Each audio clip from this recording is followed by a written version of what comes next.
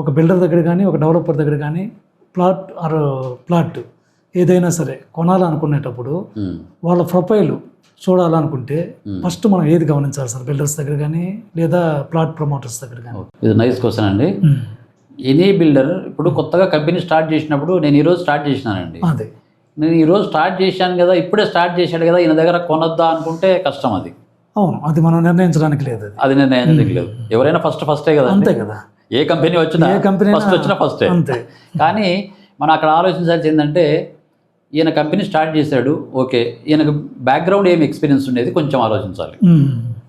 అంటే ఈయన real estate నుంచి వ్యక్తే, లేకపోతే ఆల్రెడీ ఈయనకు అంతో ఎంతో నాలెడ్జ్ ఉందా, లేకపోతే ఈయన ఎక్కడి నుంచి అయినా వర్క్ చేసుకొని వచ్చిన వ్యక్తే.